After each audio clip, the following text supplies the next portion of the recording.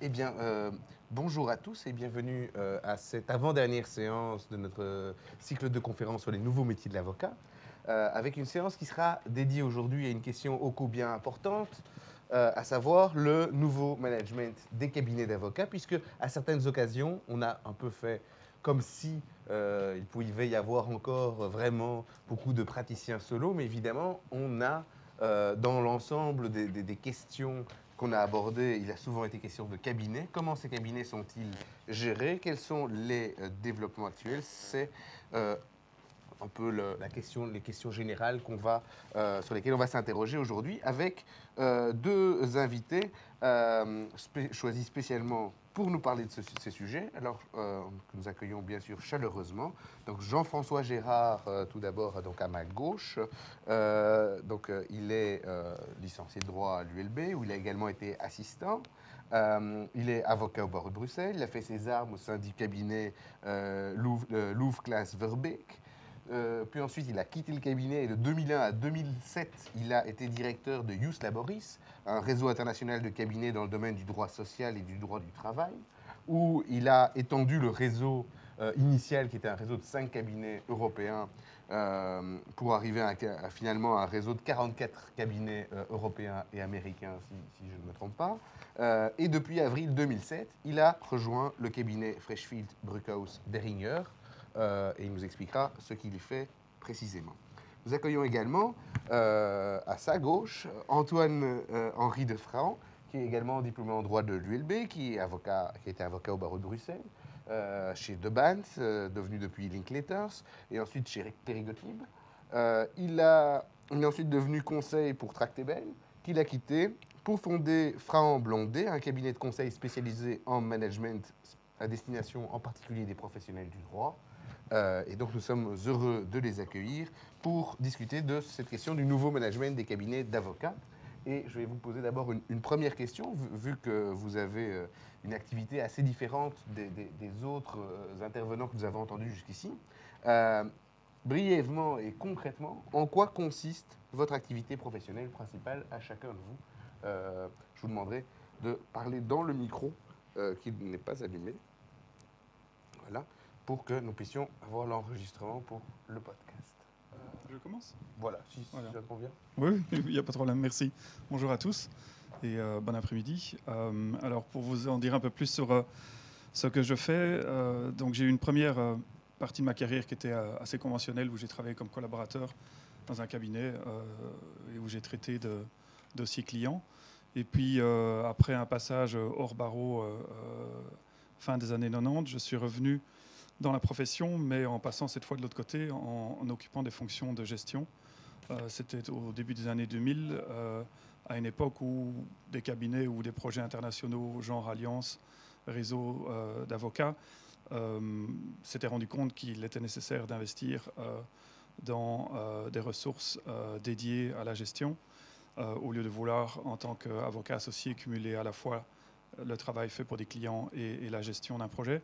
Et donc, je me suis retrouvé à démarrer ce projet Ius Laboris, qui est une alliance qui existe toujours, internationale de cabinets d'avocats spécialisés en droit social. Et puis en 2007, comme Grégory l'a expliqué, je suis passé chez Freshfields, où j'ai toujours le titre d'avocat et je paye mes cotisations au barreau de Bruxelles, mais où je ne fais pas de dossier client moi-même. J'ai deux fonctions au sein du cabinet. La première, c'est que je m'occupe de ce qu'on appelle le practice development pour le groupe droit social au niveau global.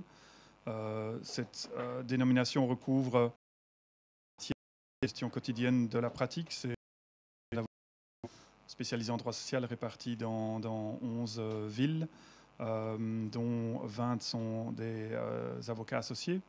Il s'agit de gérer les recrutements, la stratégie, le développement du groupe.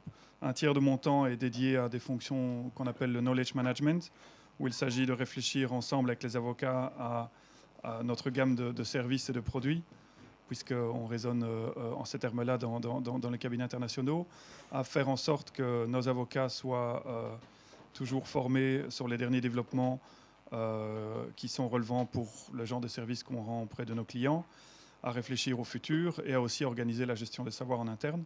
Et enfin, le dernier tiers de mon activité, c'est ce qu'on appelle le business development. Ça consiste à, en collaboration avec les avocats associés, réfléchir à la clientèle qu'on a envie de servir et à faire les démarches nécessaires à pouvoir développer cette base de clients et à leur vendre en quelque sorte les produits pour lesquels on estime être très bons sur le marché, et à discuter de questions dont on va parler tantôt, telles que le pricing.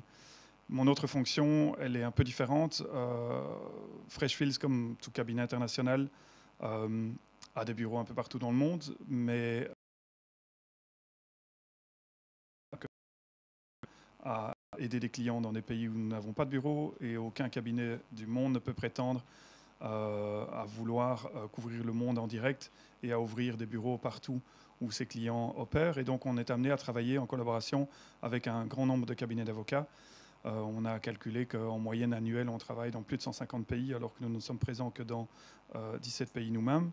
Et dans ces 133 pays dans lesquels on travaille avec des cabinets tiers, on a un groupe d'à peu près 300-350 cabinets avec lesquels on travaille régulièrement, parce que dans chaque pays, on est amené à avoir des multiples relations pour des raisons de conflit ou de préférence ou de spécialisation. Et on a organisé en fait ces relations avec ces cabinets-là.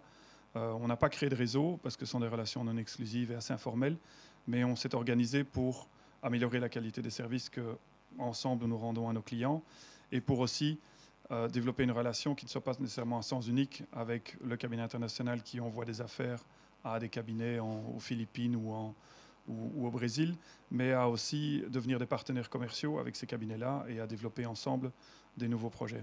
Voilà. Merci beaucoup, Jean-François. Antoine, est-ce que tu peux demander le même exercice? Oui.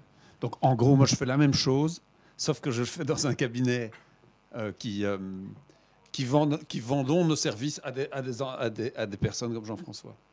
En résumé, le métier que je fais, c'est trois choses. C'est du coaching individuel, du coaching d'équipe, du conseil, de la formation. Et ça repose sur un constat, c'est que les cabinets d'avocats, pour se développer, pour réussir dans la profession d'avocat, il faut évidemment aller à l'université et bien connaître le droit, mais ça ne suffit pas. Il y a d'autres enjeux, développer des clients, garder ses clients, attirer des collaborateurs, les former, définir des stratégies, s'entendre entre associés sur une série de choses, etc. Donc il y a une série d'enjeux qui sont des enjeux qui n'ont rien à voir avec le droit proprement dit, mais qui sont en fait essentiels.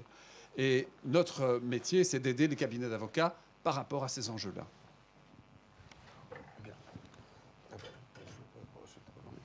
Merci beaucoup pour cette première réponse qui permet quand même de voir ce que vous faites exactement. Et alors, de quoi parle-t-on lorsqu'on parle de ce nouveau management des cabinets d'avocats, ou lorsqu'on parle de la professionnalisation du management des cabinets?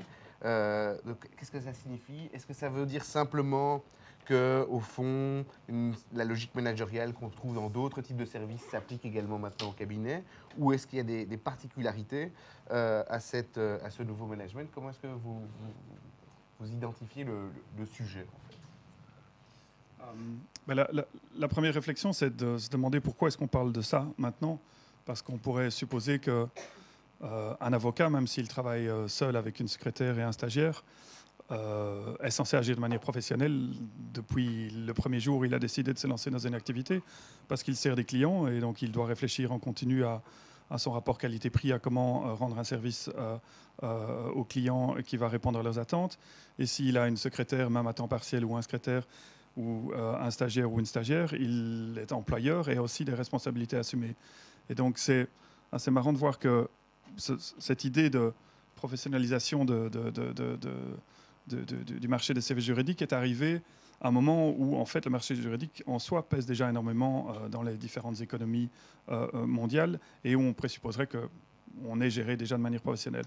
Alors, on ne l'était sans doute pas trop, parce que on a été pendant longtemps protégé par une série de règles locales et internationales qui nous permettaient d'exercer dans des situations de quasi-monopole. Et donc, peut-être que ça expliquerait pourquoi la question de la professionnalisation ne s'est pas posée de la même manière que dans d'autres industries ou dans d'autres branches de services. toujours est-il que maintenant la question se pose, en partie à cause de la pression des clients, et on ne parle pas seulement ici des cabinets d'affaires, mais de tout cabinet, quel que soit le domaine d'activité. Les clients se comportent différemment aujourd'hui qu'ils ne se comportaient avant. Les avocats n'ont plus le monopole du savoir. La plupart des clients dans des dossiers relativement simples, un bail commercial, un bail de résidence, un contrat de mariage, ont accès en fait au contrat par eux-mêmes et donc en attendent plus de leur avocat. Et leur avocat est censé essayer de se différencier des autres et en quelque sorte de justifier son existence. Et son seul titre et son seul diplôme ne lui permet plus de gagner de l'argent comme on pouvait le faire auparavant. L'autre chose aussi, c'est la pression évidemment des jeunes avocats qui entrent dans des cabinets. Et là, c'est peut-être un peu plus vrai pour les gros cabinets. Les attentes sont différentes dans les générations actuelles qu'auparavant. Il y a énormément de changements. Classiquement, les avocats géraient leur structure, et Antoine pourra en parler mieux que moi, de manière pyramidale, et considéraient que les meilleurs survivraient et suivraient leur chemin jusqu'au partnership, et que les autres partiraient et iraient faire leur vie ailleurs. Et on se rend compte maintenant que ce discours-là, qui est encore valable dans ma génération, ne l'est plus du tout dans les générations plus jeunes, et qu'il y a donc des attentes qui forcent les avocats à réfléchir à la manière dont ils se gèrent. Et puis alors, il y a tous les grands classiques dont tu peux peut-être un peu parler, que sont la globalisation, la révolution technologique, les pressions sur les coûts qui font qu'on réfléchit à une meilleure professionnalisation. Mais une dernière petite chose en guise d'introduction, c'est que dans tout ce dont on va parler aujourd'hui, ou tout ce que vous entendez à propos des cabinets d'avocats, qu'ils soient petits ou grands, il y a quand même une chose qu'il faut toujours garder à l'esprit, c'est que pas mal des réformes qui sont en train d'arriver, qui peuvent parfois passer pour des réformes dictées par des envies capitalistiques, accroître le profit, etc., sont quand même assez souvent à la base des réformes visant à améliorer l'accès à la justice. Alors ça peut paraître un paradoxe pour quelqu'un comme moi venant d'un cabinet comme Freshfields, vous parlez d'accès à la justice, mais j'élaborerai un peu plus sur ce sujet-là tout à l'heure. Ça dit, c'est une question que je pense très importante, ce que tu viens de dire. Parce qu'en effet, est-ce que cette évolution, qu'on appelle ça professionnalisation ou pas, moi j'aime pas trop le mot professionnalisation parce que ça voudrait laisser dire que ceux qui nous précèdent n'étaient pas des professionnels, je pense que c'est une aberrant. Simplement, ils fonctionnaient dans un monde qui était différent. Et quand on parle de professionnalisation actuellement, les gens qui en parlent ont souvent l'impression d'être dans le bon. C'est comme s'il y avait une doxa de pratique et que quand on fait ce genre de choses-là, c'est bien, on est un professionnel. Et en fait, c'est simplement une pensée moutonnière qui consiste, c'est un énorme conformisme qui consiste à appliquer des recettes parce qu'elles sont appliquées dans des grosses boîtes. On se dit, du coup, on va les appliquer chez nous. Et du coup, c'est bien, c'est comme ça qu'il faut faire du management. C'est pas vrai du tout. Hein. Donc, il y a plein de... Donc, il y a une forme... Il faut voir aussi que dans les mots... de management, de professionnalisation, il y a toute une espèce de substrat idéologique et dont il faut être conscient. Voilà. Mais juste un truc, simplement, un dessin. Je fais un dessin. Donc voilà, j'ai un tableau, il y a des craies. Simplement, pour structurer la réflexion, on peut dire qu'un cabinet d'avocats, c'est une roue. Et pour que ça tourne, donc il faut qu'elle soit bien ronde. Et donc, qu'est-ce qu'il va faire donc, il y a au milieu... Ouais, ok, d'accord. Voilà, c'est une roue. Alors, il y a un truc au milieu qui va faire que la roue tient ensemble, mais il y a différentes parties dans la roue. Et donc, qui sont en fait les domaines ou les fonctions qui ne sont pas des fonctions juridiques, mais qui sont des fonctions essentielles et qui constituent, en fait, quand on parle du management, on parle de quoi? On parle de ça. Il y a un premier enjeu qui est le business development. Donc, c'est développer le business, attirer les clients, garder les clients, faire du marketing, etc., faire en sorte qu'il y ait du travail, il y ait des clients. Il y a un autre enjeu évident qui sont les ressources humaines. Trouver des collaborateurs, leur donner envie de venir, c'est de plus en plus difficile, leur donner envie de rester, les former, etc. Alors pour parler en termes industriels, il y a la production. C'est comment on s'organise pour faire le travail qu'on fait, comment on distribue le travail, comment fait-on pour assurer la qualité de ce qu'on fait, donc comment est-ce qu'on s'organise pour gérer le travail. Alors il y a la gestion financière, évidemment. Hein, ça devient, des cabinets deviennent des entreprises sur le plan financier. Ça devient très important quand il faut payer 200 salaires à la fin du mois. Enfin, il y a une vraie gestion financière qui est importante. Sur lequel aussi vient se brancher la question du pricing, évidemment. Comment est-ce qu'on va pricer les services? Un élément tout à fait informatique, tout à fait important, c'est l'informatique. La technologie de l'information et de la communication. Et tu le mentionnais dans les tendances qui évoluent, c'est absolument majeur. Et ça va continuer à révolutionner la façon dont on fait du droit. Et enfin, il y a des façons, il y a la logistique, les bureaux, les parkings, la buvette, enfin tout ce que vous voulez. Et donc, le knowledge management, par exemple, c'est intéressant. Le knowledge management, donc, qui est la gestion du savoir, mais il est essentiel pour la production. Hein, pour qu'on ait accès au savoir, pour pouvoir faire le travail. Et évidemment, il repose sur l'informatique. Donc tous ces éléments sont en rapport les uns avec les autres. Qu'est-ce qui fait la cohérence entre tout? Et puis j'ai presque fini. Hein. La cohérence entre tout, c'est deux choses. D'abord, c'est l'idée de... Voilà, c'est une stratégie. Donc c'est une vision commune, une direction commune qui donne du sens à ces différentes parties. C'est un business model. Et aujourd'hui, là, il y a des grands changements qui se profilent à l'horizon. Hein, le business model qu'on connaît, c'est des associés et puis des collaborateurs. Et puis voilà, on travaille, on facture à l'heure. Ça, c'est le business model. Mais il y a des choses tout à fait révolutionnaires par rapport à ça qui se pointent à l'horizon. Et au milieu de tout ça, le A de l'association. C'est-à-dire qu'encore maintenant, la plupart des cabinets d'avocats sont des associations. Et donc, il faut que les associés s'entendent et se parlent, se mettent d'accord sur ce genre de choses-là. Parce que s'ils ne se parlent pas ou s'ils ne sont pas d'accord, il n'y a rien moyen de faire. D'accord? Et donc, voilà. Et donc, le management du cabinet d'avocats, globalement, hein, c'est l'ensemble de ces paramètres-là. Alors, merci pour cette introduction. Évidemment, tu es sorti du champ caméra, mais c'est pas grave. Alors, on va peut-être venir sur un point. On va commencer par celui-là, parce que je te laisse le micro, parce que je pense que c'est intéressant que tu commences là-dessus. C'est cette question des global law firms. Hein. Elle revient souvent. On a eu un séminaire consacré à ça. Alors, on a récemment vu quelques structures mettre la clé sous le paillasson. Beaucoup en ont parlé ici. C'est le cas de Heinen Blanky, Dewey et Leboeuf en 2012. Certains, du coup, évoquent la mort des global law firms, the death of big law. Alors, qu'est-ce que tu en penses? Ou qu'est-ce que vous en pensez? Et à l'inverse, comment expliquer, par ailleurs, les fusions récentes qui ont conduit, par exemple, à l'émergence de King & Wood Melsons, première global law firm dont le cœur se trouve en Asie, ou la naissance de Norton Rose Fulbright en 2013. Donc, est-ce que le business model, est-ce que le système des global law firms est dépassé ou pas?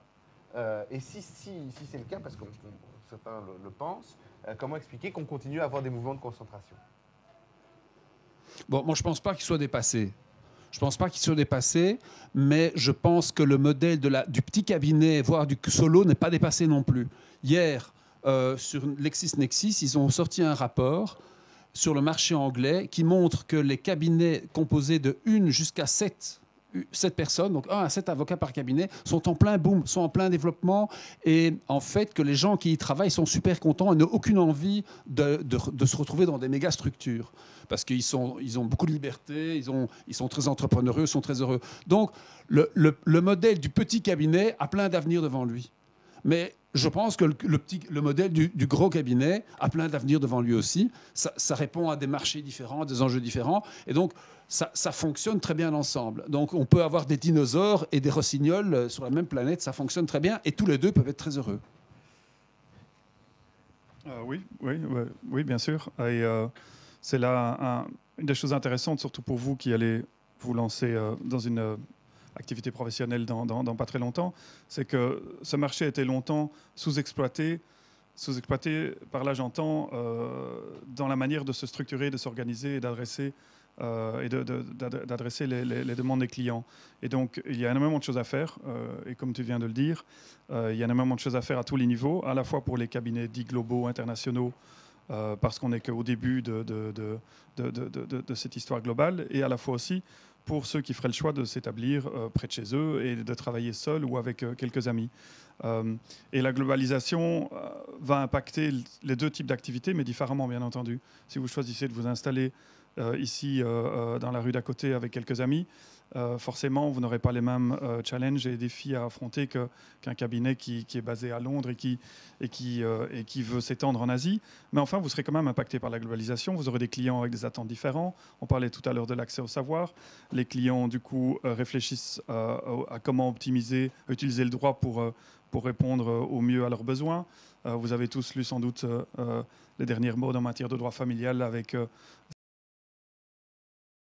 futurs conjoints bien renseignés qui vont aller faire signer le contrat de pré-mariage en Angleterre, sachant qu'en cas de rupture, le contexte sera beaucoup plus favorable que dans des pays d'Europe continentale, par exemple. Donc, dans toutes les matières, il y a un impact de la globalisation.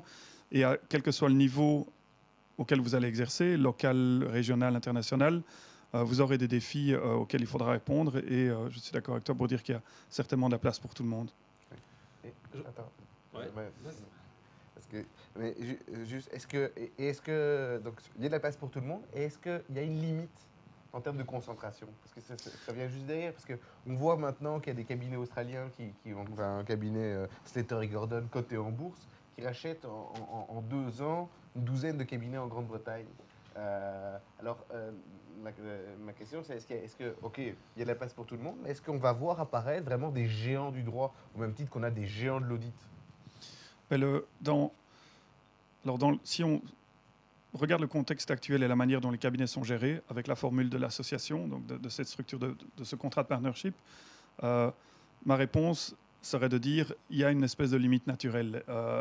Il y a une limite à la règle du consensus. Et je pense que parmi les cabinets, les Magic Circle, donc les cabinets internationaux basés en Europe, du genre Freshfields, Allen & Overy, Clifford, ils s'entendent pour considérer que la limite est entre 400 et 500 associés. Et que déjà là, la moitié des associés ne se comportent absolument pas en tant qu'associés. Ils suivent ce que les 250 autres vont décider ensemble.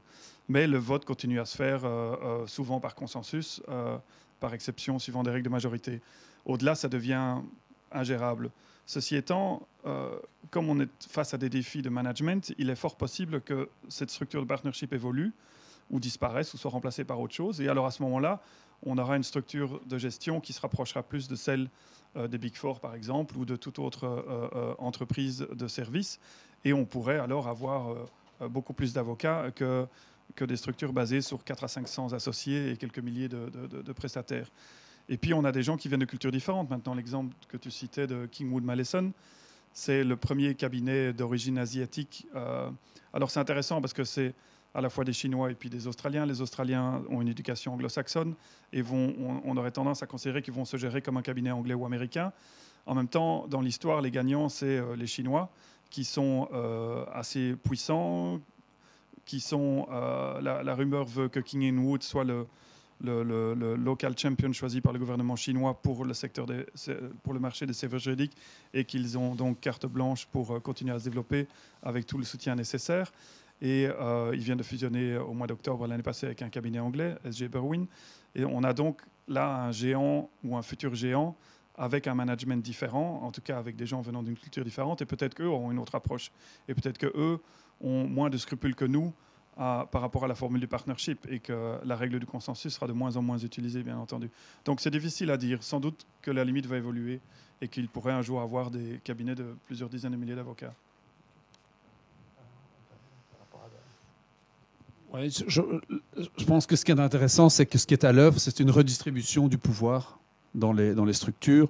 Et donc, on s'achemine vers des méga-structures où l'avocat sera en fait un employé, quoi, un cadre qui est prêt de faire son boulot, mais qui n'a plus son destin en main. Bon, est-ce qu'on a envie de ça? Okay. Une réponse. Alors, pour continuer dans le même cas, donc le changement de structure, alors on voit effectivement en Grande-Bretagne les alternatives business structures, en Australie les cabinets qui peuvent rentrer en bourse. On voit aussi d'autres développements moins spectaculaires, mais même aux Pays-Bas, en Espagne, etc. Alors en Belgique, pour l'instant, la participation la participation de non-avocats au capital d'un cabinet, etc., c'est pas à l'ordre du jour. Certains bâtonniers disent d'ailleurs que ça n'arrivera jamais. Euh, alors, qu'est-ce que vous en pensez?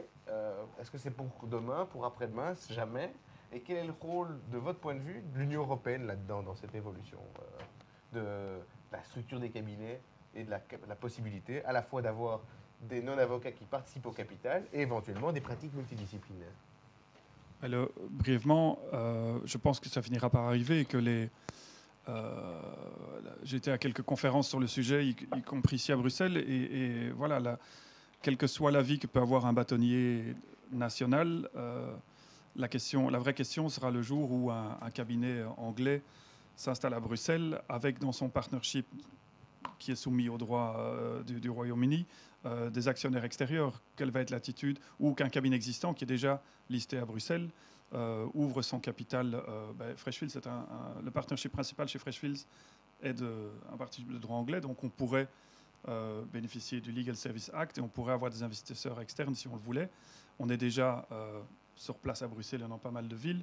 Est-ce que les barreaux iraient jusqu'à nous expulser en fonction de règles locales? Je ne pense pas que ça se passera comme ça, en fait. À un moment donné, la raison économique, si on veut, l'emportera sur des conceptions réglementaires. Mais la vraie question, c'est est-ce que ça peut être un bénéfice pour les consommateurs? Je pense que oui, à tous les niveaux. Là, on est en train de voir que l'idée d'ouvrir le capital, la possibilité à des avocats de faire appel à des non-avocats pour les financer, elle est en fait surtout mise en pratique dans des matières qui touchent à la vie quotidienne des gens. C'est l'exemple que tu as cité du cabinet australien qui est en train de racheter des cabinets à travers l'Angleterre. C'est pour régler des questions de droit des assurances et de circulation routière. Donc ce n'est pas pour régler des questions de fusion et acquisition à travers le monde. C'est vraiment dans l'idée d'améliorer la manière dont des services de base peuvent être rendus et dans l'idée aussi de les rendre à des prix plus compétitifs et donc quelque part de réconcilier le justiciable avec la justice en lui garantissant un accès plus facile et moins cher à des services de base. Donc moi je trouve que c'est pas mal comme évolution. Si ça peut se passer dans ce cadre-là. Si c'est utilisé de manière abusive par des financiers purs, alors non, mais il y aura toujours des garde-fous, à mon avis, puisque si vous prenez l'exemple anglais, ils ont créé une nouvelle autorité, en plus du Law Society, dont le but va être de monitorer les développements du marché et de jouer le rôle de gendarme si des abus devaient être commis. Donc globalement, je pense que ça peut être une évolution positive pour tous. Deux choses. La première, c'est que sans doute qu'on va voir apparaître l'équivalent juridique des opticiens Pearl et des coiffeurs d'Ashkin. Et donc, ce sont des boutiques avec quelques avocats, mais en fait qui sont reliés, dont le système informatique est relié à une grosse centrale, dont le marketing est assuré par une entité centrale, etc. Et donc des unités décentralisées de gens qui travaillent selon un processus, etc., sous forme de franchise, etc. Donc là, à mon avis, on va y arriver, et tout à fait d'accord avec l'analyse de Jean-François. En fait, ça va se faire, et on sera bien obligé de suivre, et d'ailleurs peut-être tant mieux. Sur l'aspect positif, accès à la justice, etc., oui, enfin, c'est une façon de voir les choses. Il y en a une autre aussi, de se dire que finalement, c'est un magnifique cadeau qui est fait au marché financier, puisque jusqu'à présent, c'était un marché de plusieurs milliards dans lequel ils étaient absents. À partir de maintenant, ils peuvent aller. Le venture. Enfin, les marchés financiers peuvent s'amuser dans ce domaine-là. Donc, qui seront les gagnants? Est-ce que ce sera vous et moi qui devons faire appel à des services juridiques, ou est-ce que ce seront les fonds qui vont investir dans les cabinets d'avocats? Je ne suis pas encore sûr de savoir qui sera le gagnant final. Alors, toujours, tu disais, toujours sur les business models, on a vu, enfin, on a parlé en introduction de ce fameux site Rocket Lawyers, qui a été subventionné à raison de 18,5 millions de dollars par Google et qui en fait met à disposition ces documents standardisés et propose alors dans un deuxième temps le conseil d'un avocat pour une relecture ou pour des services complémentaires. Alors, ces cabinets virtuels, est-ce que c'est une voie d'avenir pour les cabinets, penses-tu? Est-ce qu'il y a des contraintes managériales particulières pour faire tourner ce genre de business model, en fait? Alors, c'est une voie d'avenir, oui, évidemment. Donc, et il y a plein de... Il suffit d'imaginer un peu d'imagination et de technologie ensemble, et c'est évident qu'il y a plein de possibilités. Maintenant, est-ce que c'est une opportunité? Donc, c'est une opportunité, oui. Est-ce que c'est une opportunité pour les cabinets d'avocats? Là, je suis plus prudent. Parce que, pour deux raisons. D'abord, parce que les cabinets d'avocats ont une façon de fonctionner, une culture, une certaine inertie qui fait qu'ils risquent d'être les suiveurs plutôt que les développeurs dans ces initiatives. Donc, ils vont trouver à la marge, et c'est déjà en train de se passer, ce ne sont pas des cabinets d'avocats qui innovent, ce sont d'autres acteurs qui inventent des nouveaux produits, qui proposent autre chose et et donc qui dépassent les cabinets à la marge. D'autre part, tous ces produits, tous ces mécanismes fonctionnent sur le concept de service juridique. Donc ce qu'on vend, c'est un service juridique assez formaté. D'accord? Et plus le marché va produire des producteurs de services juridiques, plus le besoin d'un véritable conseiller va se faire sentir. Et donc, ce qui va se passer, c'est que peut-être une polarité entre des producteurs de services juridiques standardisés et d'autre part des vrais avocats qui retrouvent vraiment le corps du métier, qui est d'une relation de confiance avec des personnes que l'on conseille par rapport à des enjeux compliqués, etc. Et on pourrait très bien imaginer qu'un même client, pour certaines choses assez standardisables, assez récurrentes, aille dans une boîte de services juridiques, Rocket Lawyer, etc. Mais quand il s'agit de prendre une grande décision, aille chercher le conseil d'une personne de confiance. Je pense que les cabinets vont devoir faire un choix. Est-ce qu'on euh, est dans le service juridique ou est-ce qu'on est dans le conseil, dans la relation de conseil, de confiance, etc. Et aujourd'hui, le problème de certains cabinets d'avocats, c'est qu'ils sont un peu dans les deux. Ils essayent d'utiliser les recettes de l'une pour faire l'autre chose, etc. Et je pense que ce vers quoi on va aller, c'est une différenciation un peu plus nette entre les différents deux types d'acteurs. Oui, et ce qui est intéressant pour rapporter ça à ceux d'entre vous qui sont étudiants et qui vont démarrer une carrière professionnelle, c'est que par rapport à il y a 10, 15, 20 ans, ça ouvre des possibilités et des possibilités de carrière vraiment différentes à l'intérieur de la profession d'avocat. Quand moi j'ai commencé le barreau, la vision de ce qu'était un avocat était assez simple. On allait rentrer dans un cabinet, être exploité, j'allais dire, en tant que stagiaire pendant quelques années, passer collaborateur avec un peu de chance et associé avec encore un peu plus de chance. Non, je rigole, mais on allait faire du dossier, vraiment résoudre des questions juridiques pour le compte d'un avocat plus senior qui allait être notre maître de stage. Et puis on allait petit à petit découvrir ce qu'était la clientèle, etc.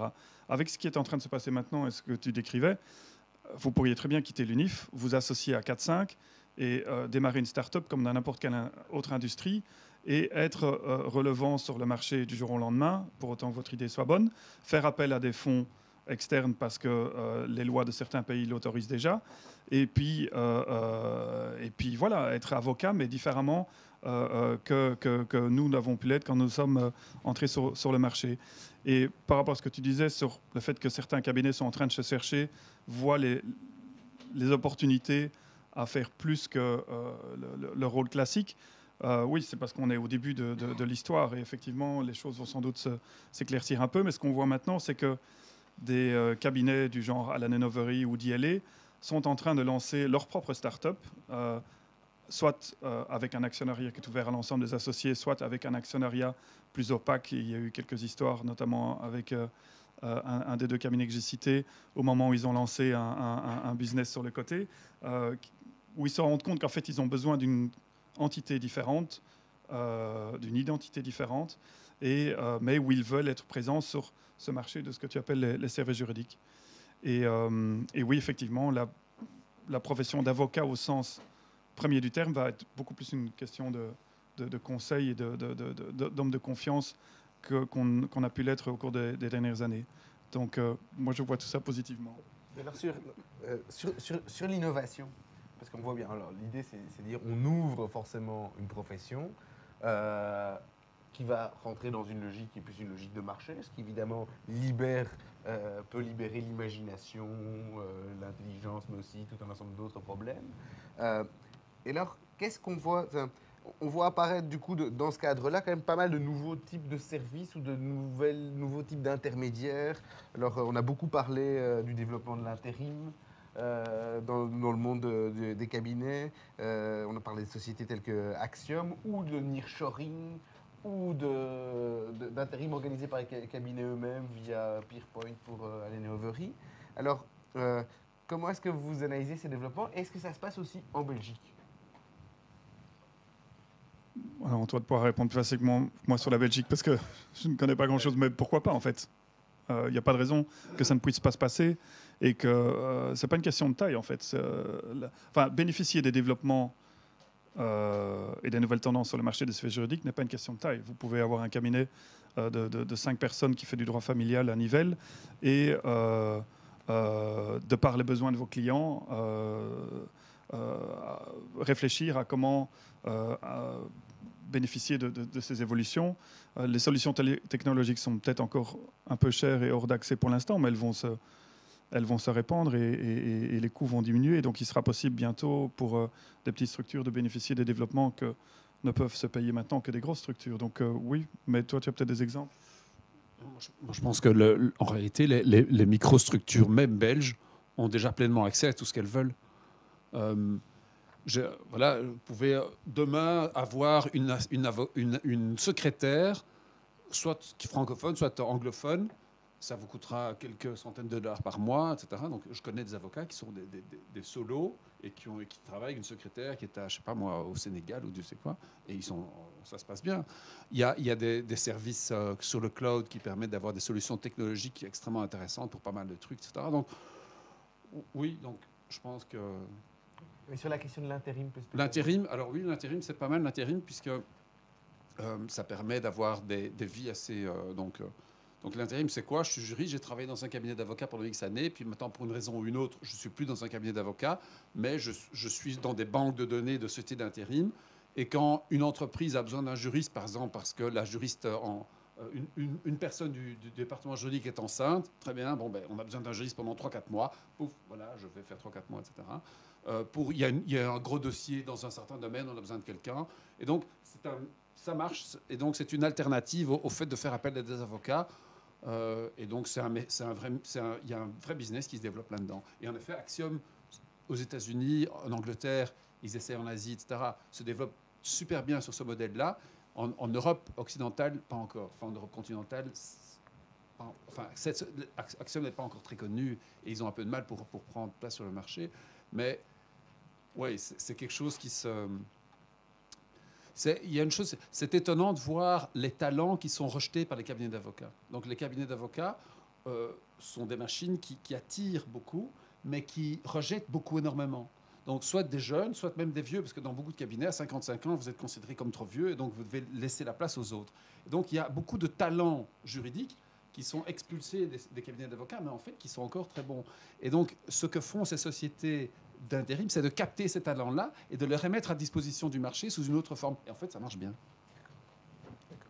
Et alors, tu as évoqué la question de la sous-traitance. C'est-à-dire, on peut très bien avoir, une secrétaire qui se trouve au Sénégal, tout en étant avocat dans un cabinet en Belgique.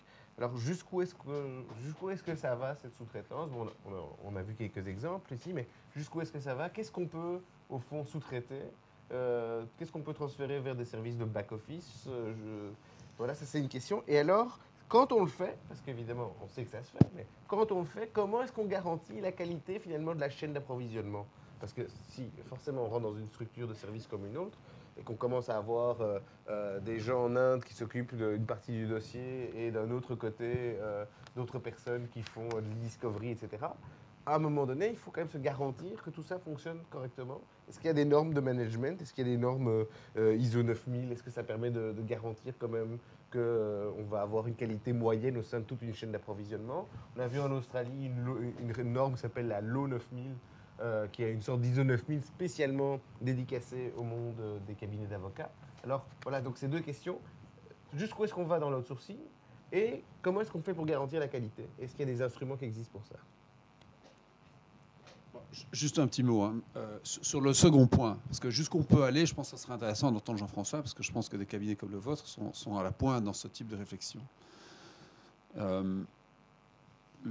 Sur la première question, donc les instruments de qualité, il n'y en a pas. C'est-à-dire qu'il n'y en a pas, et donc ça veut dire que quand on parle avec les gens qui l'ont fait, qu'est-ce qu'ils seront, en fait, il faut s'investir dans la relation avec le sous-traitant. Il n'y a pas de secret. Donc il faut aller voir, il faut les connaître, il faut travailler ensemble, il faut mettre en place les trucs. Et donc, c'est aussi d'ailleurs pour cette raison qu'il y en a beaucoup qui reviennent aussi de l'outsourcing. Ils disent c'est bien, mais on a essayé, mais franchement, ça ne marche pas, ça coûte, en fait, ça coûte très cher parce qu'il y a tous ces frais Donc, mais il n'y a pas de solution magique. Et bon, il peut y avoir des normes, mais quand bien même, ça reste un investissement à faire. Il ne faut pas sous-estimer l'importance que ça, justement, de connaître les gens, de faire en sorte que la relation de travail fonctionne bien, d'apprendre ensemble, à travailler ensemble, etc. C'est pas rien. Ouais. Maintenant, jusqu'au peut-on aller, hein, comme Nike, on garde juste la marque et le marketing, puis le reste, on sous-traite. Oui, pourquoi pas. Jusqu'à présent, l'expérience de l'outsourcing dans le marché des services juridiques, j'ai l'impression que ça a été un peu la montagne qui accouche d'une souris. Ça a été fort à la mode il y a une dizaine d'années. Beaucoup de grands cabinets internationaux ont voulu tester l'idée et ont conclu des contrats de sous-traitance avec des prestataires de services basés en Inde au début et puis maintenant un peu partout dans le monde. Je pense que beaucoup en sont revenus, en partie pour les problématiques de contrôle de qualité. C'est qu'on s'est rendu compte que, comme dans n'importe quelle industrie, si on sous-traite, il faut en supporter les conséquences et donc il faut investir dans la relation, il faut envoyer des gens sur place, il faut dépenser de l'argent pour améliorer la formule. Donc on en est revenu un peu. Beaucoup ont essayé parce qu'à l'époque c'était un effet de mode et que les avocats n'étant pas des très bons managers, en tout cas pas formés pour, on a tendance à, comme tu le disais au début, à se comporter comme des moutons, donc à suivre la vague.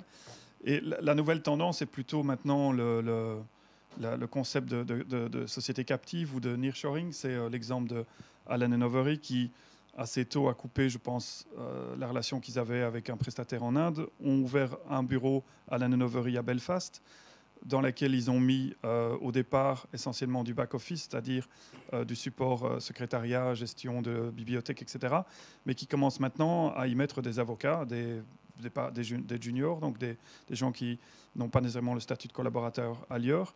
Et ces avocats commencent à travailler sur des dossiers qui sont gérés au départ de Londres ou d'autres villes. Et ils sont maintenant, je pense, 300 ou 350 à Belfast.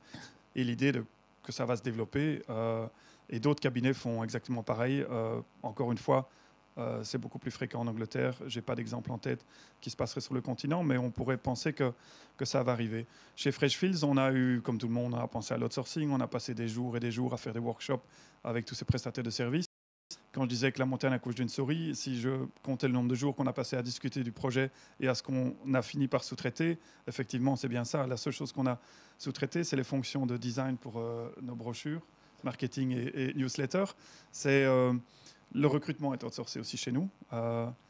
Mais c'est des gens qui travaillent chez nous, mais qui font partie d'une société spécialisée en recrutement, mais ils sont dans nos locaux, à Londres, pas en Europe. Et alors, on a aussi outsourcé la gestion de nos bibliothèques, de nos catalogues, et la recherche, mais la recherche commerciale uniquement. On avait dans un premier temps réfléchi à l'idée d'outsourcer la recherche juridique, mais ça a été abandonné comme idée, en partie pour des problèmes de qualité, de langue, de connaissance des régimes juridiques locaux. Mais les recherches commerciales de base, vous allez demain pitcher pour un projet chez un client, vous avez besoin de 2 pages de résumé sur le profil de la société, leurs besoins possibles, leur historique. On appelle et on a quelqu'un en Inde ou en Roumanie qui va nous envoyer le dossier. Mais donc c'est assez limité l'impact. Et on est, comme à la Neuverie, en train de réfléchir à l'idée d'avoir un centre qui pourrait nous aider tous, basé dans une juridiction moins chère, mais qui soit contrôlé entièrement par Freshfields. En même temps, ça veut dire que c'est plutôt des services qui ne sont pas accessibles pour des cabinets de taille moyenne ou parce qu'il faut quand même beaucoup d'argent. Oui, mais vous pourriez très bien imaginer qu'un jour, ces captifs de Allen & Overy, je prends l'exemple de leur bureau à Belfast, commencent à prester des services pour d'autres cabinets d'avocats. Il n'y a pas de raison, en fait. Dans ce sens-là, il n'y a pas de limite. Et l'histoire de l'outsourcing, il y avait cet exemple il y a une quinzaine d'années qui était magique, je trouvais, d'un employé d'une boîte IT dans la Silicon Valley qui avait été viré parce que son employeur avait découvert qu'en fait, il cumulait, je ne sais plus combien, 3 ou 4 contrats de travail avec différentes entreprises de la Silicon Valley. Et il s'était organisé sous-traitance pour lui-même. Il avait des développeurs en Inde qu'il payait un tiers de son salaire. Et ça lui permettait de cumuler les contrats de travail. Et donc, lui touchait 3 ou 4 salaires, faisait vivre 5-6 personnes en Inde. Et pour du développement IT, vous n'avez pas besoin d'être sur place, puisque c'est du travail qui peut être fait au départ de n'importe où. Il n'y a pas de problème de langue, il n'y a pas de problème de culture. Et puis voilà, puis il a été viré parce qu'il n'avait pas respecté les engagements d'exclusivité. Donc ça prouve bien que fondamentalement, même en travaillant seul, comme tu le disais tout à l'heure, vous pouvez bénéficier de ce concept. Mais ce que tu dis, juste, je reviens encore sur mes normes qualité, parce qu'on aime beaucoup ça. Donc ça veut dire qu'en fait, quand tu dis le nearshoring d'Allen Overy pourrait un jour servir à d'autres cabinets, ça veut dire qu'en fait, le nearshoring d'Allen Overy a une politique qualité qui fonctionne. Oui, parce que c'est contrôlé par eux. D'accord. Voilà, donc en tant que tel, ces normes qualité, est-ce qu'elles ne peuvent pas, comme dans toute autre entreprise de service, rentrer dans une norme technique? Et pourquoi est-ce que sinon on voit ces choses? On n'est pas des grands fans des normes ISO. Pourquoi est-ce qu'il faudrait que ça rentre dans une norme technique? Non, bien sûr, pourquoi? Bien sûr, on pourrait dire, mais pourquoi les cabinets d'avocats aujourd'hui, être certifié ISO 9000 n'importe quoi, il y a des cabinets qui trouvent ça... Mais en fait, il n'y en a quasiment aucun qui le fait, parce que les clients s'en foutent complètement. Et donc, pourquoi aller se fatiguer à faire des trucs qui n'intéressent strictement pas les clients? Donc, dans l'industrie, c'est autre chose, mais dans un cabinet d'avocats, j'ai jamais, depuis 14 ans que je fais ce métier, entendu un client, je vais ce cabinet-là parce qu'ils sont certifiés ISO. Jamais entendu ça. Alors, on a évoqué le knowledge management, on y vient justement, et sa contribution aussi, parce que c'est fort connecté, à l'automatisation des tâches. Par exemple, en matière d'établissement des contrats, des choses de ce genre-là. J'ai des exemples à raconter là-dessus, simplement des petites anecdotes amusantes. Ça vaut la peine. Et donc, par exemple, je donne certains séminaires que je donne qui consistent à apprendre aux avocats à rédiger des documents pour qui ne soient pas trop juridiques, mais qui soient percutants pour les clients. Et alors, je vois un document et je dis à l'avocat, c'est intéressant le document, il y a juste un paragraphe que je ne comprends pas. Je ne comprends pas ce que ça veut dire. Et il me répond, moi non plus. Donc, je l'ai pris de la banque de données, mais je suppose que le client va comprendre. Mais moi, je n'ai pas compris non plus. Autre chose, dans des négociations contractuelles, il y a une clause de force majeure, etc. Et même chose, vous avez un avocat qui dit à l'autre, tiens, mais cette clause-là dans le contrat que vous nous proposez, ça veut dire quoi exactement? Et l'avocat a dit, je ne sais pas. Je ne sais pas pourquoi elle est là. Et donc, on voit aussi les limites. Vous avez je parlais récemment avec un avocat qui me disait, voilà, j'apprenais, j'ai fait mes classes dans un cabinet américain. C'était une école extraordinaire, mais c'était vraiment une vie épouvantable. Qu'est-ce qui se passait? Je faisais un document, je le remettais, un projet de contrat, etc., je le remettais à l'associé. L'associé barrait tout, à peu de choses près, et il m'obligeait à retaper moi-même les trucs pour que ça passe par mes doigts, plutôt que de l'envoyer à une secrétaire. Et donc, c'est vrai qu'il y a un apprentissage, et donc un bon document juridique, c'est quelque chose qui se marche, qui se réfléchit, qui se crée, etc. Et le risque avec la standardisation, c'est qu'en fait, les avocats deviennent des employés de McDonald's qui sortent le truc du surgélateur, qui le réchauffent, et puis c'est tout. Ils ne savent pas ce qu'il y a dedans, ils ne l'ont jamais fait. Ils sont incapables de se faire un hamburger à la maison, si ça se met. Donc voilà. Alors, évidemment, il y a des mérites à la standardisation, etc. Mais en même temps, attention. Et je pense qu'un bon juriste est un juriste qui a appris à tailler ses silex, quoi, hein, quelque chose, qui connaît la signification du moindre mot dans un contrat. Encore un dernier exemple. Ceux qui vont faire du droit des affaires vont découvrir dans les contrats d'acquisition d'entreprise, dans plein de contrats d'ailleurs, le concept de representations and warranties. Donc, vous achetez quelque chose, j'achète une société en échange d'un prix, mais l'acheteur demande une sorte demande des garanties. Hein, garantie que ce que j'achète vous appartient bien, qu'il n'y a pas de cadavre dans le placard, etc. Et ça s'appelle representation and warranties. On demande à des avocats belges, ça veut dire quoi sur le plan juridique? Ça signifie quoi? En fait, ils ne le savent pas. Est-ce que c'est la responsabilité solidaire, responsabilité in solidum, responsabilité de ce En fait, ils ont une vague idée, mais ils n'en savent rien. Et donc, on voit avec cette standardisation de plus en plus d'avocats qui manipulent des instruments juridiques dont ils ne connaissent même pas. Jean-François, peut-être là-dessus. Donc, le knowledge management, est-ce que, OK, on voit bien, en gros, c'est l'idée, on automatise des tâches, on se retrouve avec des contrats standards. Alors, ça peut encore aller peut-être se développer plus loin. Qu'est-ce qu'il y a dans les cartons? Parce que ça, c'est un peu. On voit que l'innovation en matière de knowledge management, c'est un peu.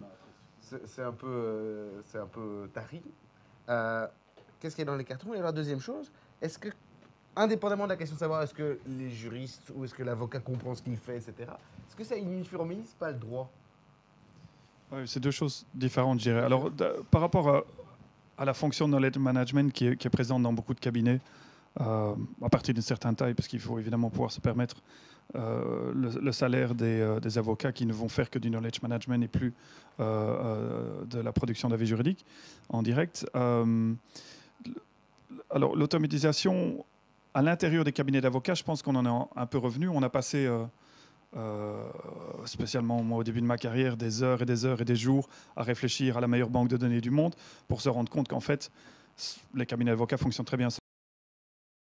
On se parle et qu'on se partage ce qu'on appelle les précédents, et aussi parce que, comme tu l'expliquais, spécialement quand vous êtes un cabinet qui se définit par une structure de prix assez élevée, comme chez nous, ben, on travaille sur du sur-mesure et donc pas sur des choses automatisées. Donc on en est un peu revenu de tout ça.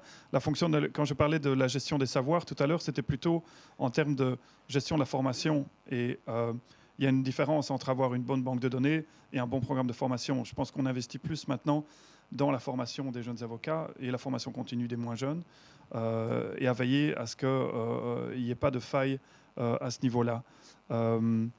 Après, le knowledge management peut aussi commencer à devenir petit à petit une fonction recherche et développement, parce que ce sont des avocats, de par leur background éducationnel et par leur expérience, mais des gens qui sont dégagés du stress du travail client et peuvent vraiment réfléchir au service que rend le cabinet, au service à la demande telle qu'elle va évoluer, à la meilleure manière d'utiliser le droit pour répondre à des demandes des clients, et faire jouer la créativité. Il y avait un deuxième élément à ta question. Est-ce que ça ne conduit pas ces contrats standards à une uniformisation? Oui, alors mais là c'est autre chose. Là, c'est plutôt un effet de la globalisation. Et si on prend le marché des fusions-acquisitions, oui, effectivement, le fait que je ne sais pas quel est le pourcentage de contrats de fusion-acquisition qui sont soumis au droit anglo-saxon, oui, ça contribue à une uniformisation.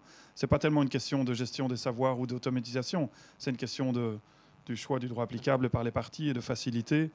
Et aussi, sans doute, parce que comme on ne comprend plus rien, c'est plus facile de toujours reprendre le même modèle. Oui, mais il y a une harmonisation, oui, qui est plutôt le fruit de la globalisation, comme il y a des harmonisations dans pas mal d'autres secteurs, je pense. Alors, tu évoquais recherche et développement, peut-être si on va sur recherche et développement. Alors ça, c'est évidemment quelque chose qu'on ne s'attend pas à trouver dans a priori, on se dit, cabinet qui fait de la recherche et développement, ça paraît très étonnant. De la recherche peut-être, mais du développement, c'est assez étonnant. Et alors, on voit pourtant que des structures comme Allen & Overy, ils ont lancé maintenant un Global Law Intelligence Unit qui regroupe des spécialistes droit comparé, qui font appel à l'expertise d'avocats du cabinet pour ce qu'ils appellent traquer les tendances transnationales et identifier les solutions aux problèmes juridiques à venir. Alors, est-ce que c'est représentatif d'une certaine recherche et développement? Est-ce que ça existe? Est-ce que ça se développe? Comment cette recherche, elle s'exprime? Et est-ce qu'elle devance la demande des clients? Ou est-ce que plutôt, en réalité, elle la suit? Il y a un cabinet en Inde, ils ont 50 ingénieurs. Alors, ils ne sont pas là pour remplacer les ampoules qui ne fonctionnent pas. Ils sont là pour comprendre, s'intéresser à toutes les évolutions technologiques et pour anticiper les problèmes juridiques que ça va poser.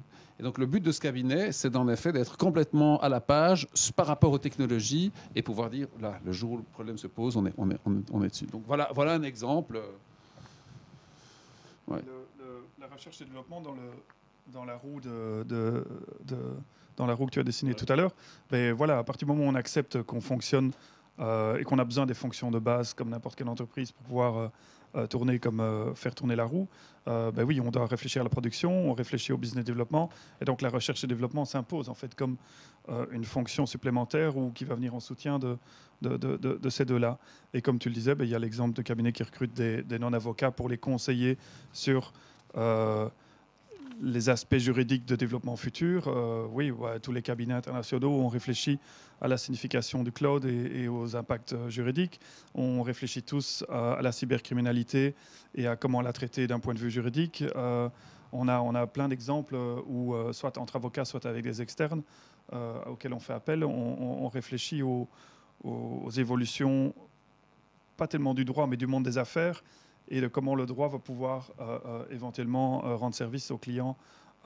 Et donc, on essaie d'anticiper sur les demandes, oui. C'est assez récent, mais c'est bien comme développement. Après, on va avoir un temps spécial pour les questions. Après, dans je dirais, un quart d'heure, on va passer aux questions-réponses.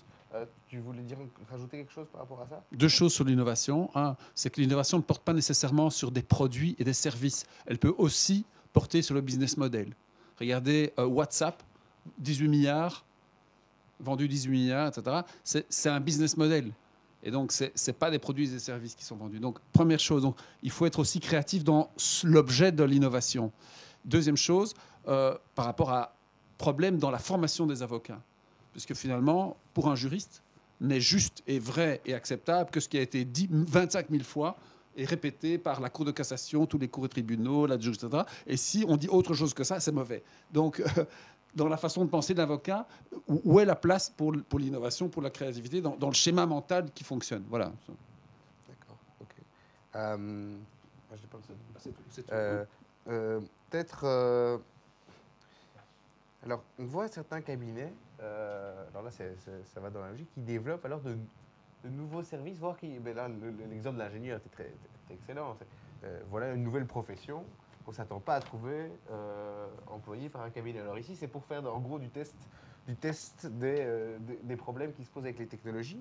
Mais on voit qu'il y a des nouveaux services et des nouveaux profils qui sont recrutés. Alors c'est évidemment vrai dans le cadre des internal investigation, on en a parlé dans le cadre de la compliance, où de plus en plus on voit des cabinets qui recrutent d'anciens procureurs pour réaliser des missions en termes de compliance.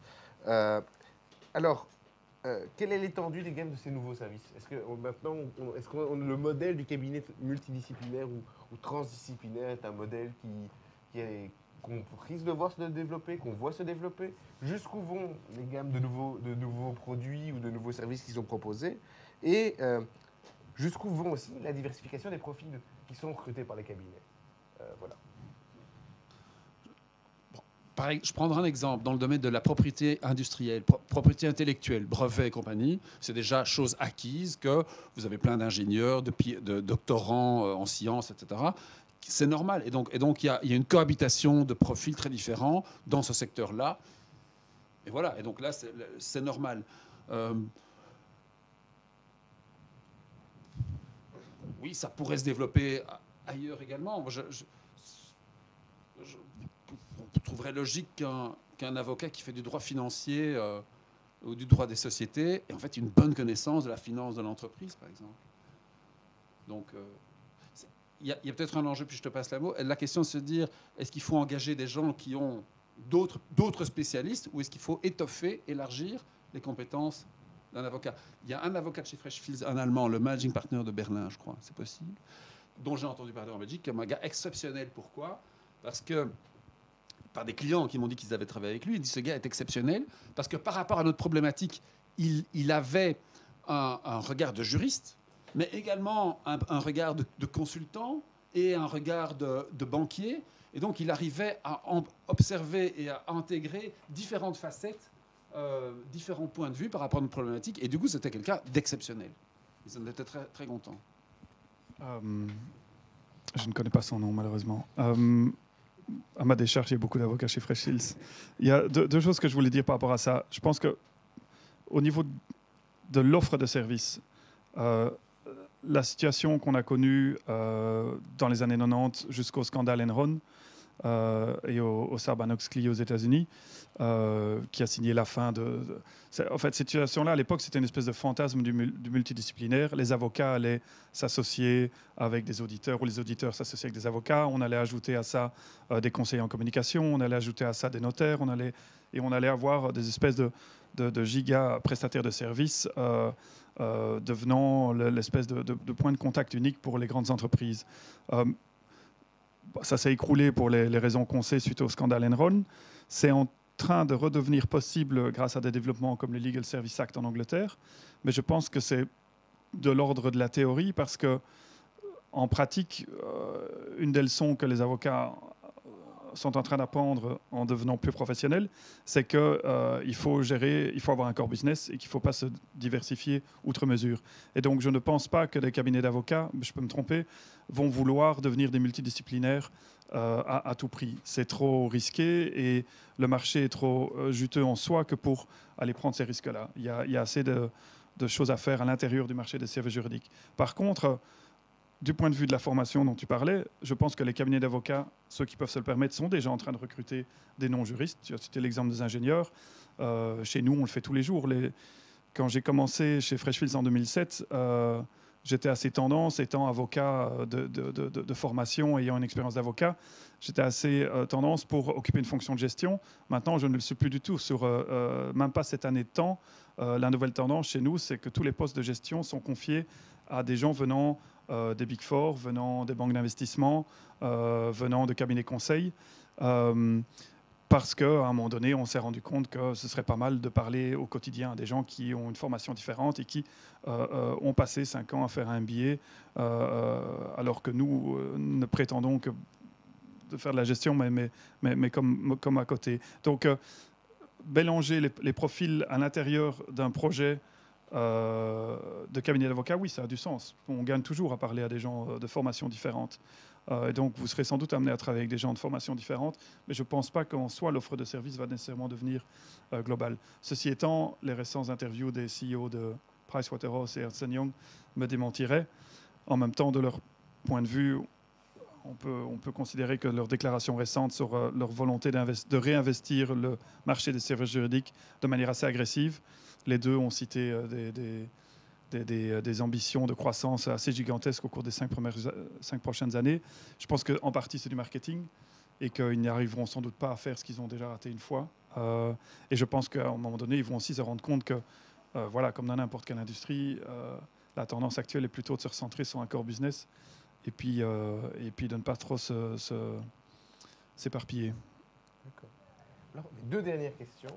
Une qui évidemment, que vous avez déjà évoquée, mais qui est quand même importante, c'est la question du prix, la fixation du prix, du pricing. De plus en plus, on en a parlé aussi, on voit des sortes d'espèces de package, des prix qui sont faits pour une formule, divorce all inclusive ou des choses comme ça. Alors, comment est-ce que ça fonctionne? Est-ce que vous êtes consulté sur ces questions-là? Et comment est-ce que les cabinets gèrent aujourd'hui la question de la facturation? Parce qu'on a l'impression que le modèle de l'honoraire, ou plutôt de la facturation du client sur la base du nombre d'heures prestées, est un modèle qui tend à s'éroder. Qu'est-ce que vous en pensez? Et quelles sont les autres options? Et comment est-ce qu'on fabrique un prix? C'est une question intéressante qui nous ramène toujours à la question de base, c'est celle de la professionnalisation de la fonction. On est assez nul en finance, de manière générale. Quand je dis on, je me parle de moi et de beaucoup d'avocats que je connais. Et donc, oui, on a vu que les clients s'insurgeaient contre le fait qu'on soit si conservateur et qu'on continue à facturer en multipliant un nombre d'heures par un tarif horaire. La réalité, c'est qu'il y a eu beaucoup de presse, il y a eu quelques changements d'attitude, mais pas tellement, parce qu'on continue à utiliser les timesheets comme mesure interne. Ça continuera à être la manière dont on va gérer un cabinet d'avocats en interne. On est obligé de mesurer le temps, puisque c'est notre valeur ajoutée, c'est le temps qu'on passe à résoudre un problème ou à rendre un service. Par contre, au niveau du pricing, oui, on continue à utiliser cette technique-là. On commence à devoir se diversifier un peu parce que les clients eux-mêmes ne nous envoient plus les juristes pour négocier, mais nous envoient les responsables des achats. Et donc, on se retrouve à négocier un honoraire pour un projet avec quelqu'un qui ne comprend pas le projet et qui, après vous, va voir un marchand de photocopieurs et avant vous a vu le fournisseur de café pour l'entreprise. Et ça change tout à fait la dynamique, évidemment, parce que vous ne pouvez pas lui servir le discours habituel disant vous voyez, les rankings, on est les meilleurs, on est numéro 1 en M&A dans tel et tel pays.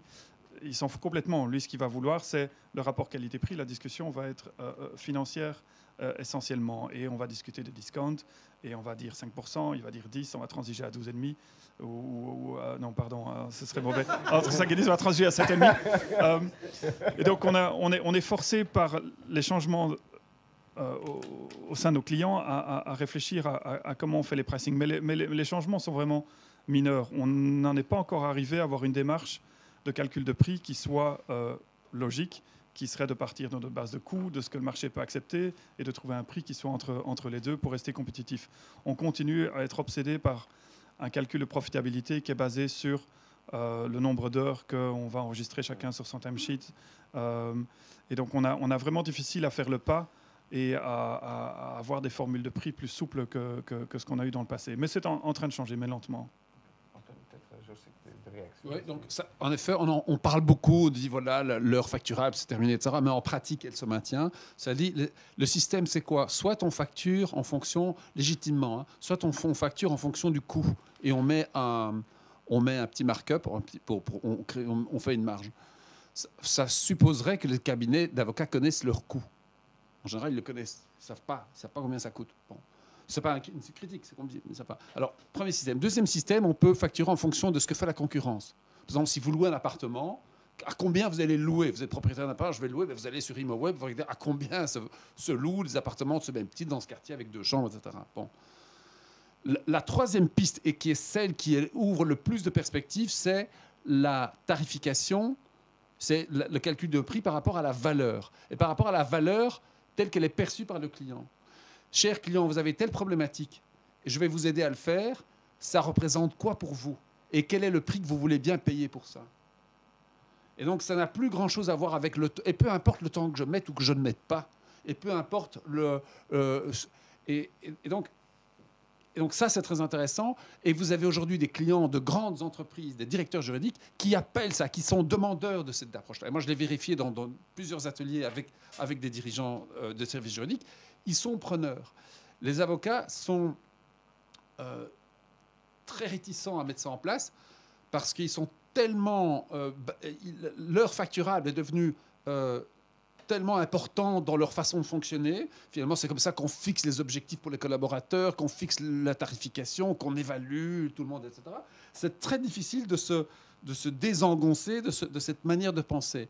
Et donc, en revanche, on voit que des petits cabinets sont plus innovants là-dessus. Et donc, alors, quelle bénédiction pour un cabinet où il n'y a plus de fiches à remplir avec ce que vous avez fait, etc. Donc, il y a certains cabinets, ils sont très peu, mais qui se lancent là-dedans. Il n'y a plus de taux horaire, on ne calcule pas le taux horaire. Et je pense attention quand tu dis notre valeur ajoutée, c'est le temps qu'on passe. Et en fait, non. En fait, non. Je pense pas. Je pense que la valeur ajoutée n'a strictement rien à voir avec le temps que vous passez. Finalement, j'ai un problème fiscal. Je peux rencontrer quelqu'un qui, en 5 minutes, va me donner une solution qui va me faire épargner des centaines de milliers d'euros. Et donc, la valeur ajoutée n'a en fait rien à voir avec le temps qu'il a passé. À l'inverse, je vois encore aujourd'hui de très nombreux clients qui fulminent contre les cabinets d'avocats, y compris les Global Law Firms, sauf Freshfields évidemment, en disant on a encore reçu un mémo de 15 pages à propos d'une question, on ne comprend rien, et surtout à la fin de ce mémo, on n'a toujours pas compris ce qu'on devait faire. Et donc, il y a énormément de temps qui a été consacré avec une valeur ajoutée nulle. Quelle est la valeur pour le client de ce travail? Il n'y en a pas, il n'y a pas de valeur. Et donc, le temps qu'on passe à faire les choses est un indicateur médiocre de la valeur que ça crée pour le client. Or, ce qui énerve le client, et aujourd'hui ce qui les énerve fondamentalement, c'est le sentiment de payer, que ce qu'ils payent n'est pas lié à la valeur qu'ils reçoivent. Et donc ça nécessite chez les avocats d'en créer une autre mentalité, qui est une mentalité de création de valeur. Ça nécessite aussi de discuter avec les clients. Qu'est-ce qui a de la valeur? Ça représente quoi pour vous? Et donc, c'est une autre façon de penser, une autre façon de dialoguer avec ses clients. Et c'est un peu du management fiction ce que je raconte, parce que dans le milieu des avocats, ça se présente peu, mais je suis convaincu que les avocats qui seront les premiers à investir ce champ ce domaine-là en seront bénéficiaires. Et quand je parlais d'innovation, voilà clairement un domaine où l'innovation aujourd'hui est à l'ordre du jour, le pricing. Ouais. Quand je parlais non, mais tu as raison en fait, mais c'est la vision des avocats. C'est comme ça que nous on voit. Voilà, ouais. On justifie notre. Enfin, c'est rassurant pour un avocat de se dire j'ai aujourd'hui 5, 6 heures, 7 heures sur mon timesheet parce qu'on a été éduqué là-dedans et qu'on continue. D'en avoir que 2 ou 3. Voilà, exactement. Et or, je pense que pas mal d'avocats qui solutionnent un problème en 5 minutes continuent à noter peut-être 60 ou 90 sur les timesheets parce que ça les rassure, parce que le vide fait peur. Oui. Mais on sera amené à avoir des discussions pareilles avec les clients. Là, je ne pense pas que l'innovation viendra des grands cabinets, parce qu'on a une tendance au conservatisme, la résistance au changement est trop forte. L'innovation viendra plutôt des prestataires de plus petite taille, y compris des individuels qui vont amener des nouvelles normes sur le marché. Alors, dernière question pour aller plus dans la spéculation avant d'ouvrir la parole et les questions à la salle. Alors, une des hypothèses du séminaire, c'est évidemment que toute cette transformation de la profession d'avocat, à la fois dans la transformation du mode d'organisation de la profession, mais également dans la manière dont cette profession est exécutée, que ces avocats sont aujourd'hui devenus des prestataires peut-être de services, ou deviennent des prestataires de services comme les autres, mais deviennent aussi des producteurs de droit. Parce que forcément, ils produisent des documents qui sont standardisés, qui sont, pour prendre cet exemple-là. Alors, est-ce que vous seriez d'accord avec cette affirmation ou non? Et pourquoi? Et peut-être que j'ai un ordre peut-être de préférence, peut-être Jean-François qui répond peut-être d'abord, et puis avoir un retour d'Antoine. Oui, ce serait peut-être par certains aspects un peu présomptueux de vouloir appeler des avocats des producteurs de droit. Mais dans la réalité, en tout cas, du droit des affaires, oui, producteur de droit au sens d'une personne qui participe à un processus normatif, oui, de plus en plus. Les contrats typiques londoniens ou new-yorkais pour les fusions-acquisitions, c'est un exemple de nouvelle norme qui n'est pas une norme au sens classique de la hiérarchie des normes telle qu'on l'apprend à l'université ici, mais qui devient une norme. Il y a plein d'autres exemples où les avocats sont amenés à innover, parfois sans s'en rendre compte, et donc à pouvoir avoir ce qualificatif de producteur du droit. Un exemple récent dans la matière sociale, c'est, vous avez peut-être lu que Solvay a signé fin 2013 une espèce de convention collective de travail globale avec un syndicat global qui s'appelle Industrial, qui est basé à Genève. Et c'est intéressant, ça n'est pas le premier accord de ce genre, il doit y en avoir un peu plus d'une centaine à travers le monde. On appelle ça des conventions collectives de travail global, qui existent en dehors de tout cadre juridique, puisqu'il n'y a pas de reconnaissance d'une négociation sociale au niveau international. Il n'y a pas de cadre pour des accords qui seraient conclus entre employeurs et syndicats. Mais malgré ça, des employeurs et des syndicats, avec la complicité et l'aide de juristes, sont arrivés à mettre en place des outils. Alors les premiers n'avaient vraiment aucune portée juridique, c'était plutôt de l'ordre symbolique, et la sanction en cas de non-respect était plutôt de l'ordre de l'atteinte à la réputation de celui qui manquerait à ses obligations. Maintenant, ces accords comportent leurs propres mécanismes de mise en œuvre et de contrôle et de sanction de non-respect du contenu. Et dans cet accord Solvay, il y a des engagements de la part de Solvay qui sont vraiment très larges. Solvay s'engage à respecter le contenu des conventions de l'OIT, l'Organisation internationale du travail, y compris dans des pays qui n'ont pas signé ces conventions de l'OIT. Donc ils font œuvre eux-mêmes de producteurs de droit, puisqu'ils ajoutent des obligations juridiques là où elles n'existaient pas. Et l'accord comporte son propre mécanisme de mise en œuvre et de sanctions en cas de non-respect par Solvay de ces engagements. Et vous avez le même genre de mécanisme dans les accords qui ont été conclus suite au drame du Bangladesh il y a à peu près plus d'un an, où ce bâtiment s'est écroulé sur les milliers de travailleurs qui étaient en train de produire des vêtements pour une série de marques internationales. Il y a aussi là un accord qui a été conclu. Et donc oui, alors il y a des avocats qui interviennent aux côtés d'autres parties. Dans mon exemple, des employeurs, des organisations représentant les salariés et des gouvernements, et qui font ou œuvrent de production de droit au sens contribuer à l'élaboration de nouvelles normes. Bien, parfait. Bien, je vous remercie d'abord déjà tous les deux pour ce premier round. Maintenant, on va faire le deuxième round en ouvrant la place aux questions de la salle ou aux interventions. Qui souhaiterait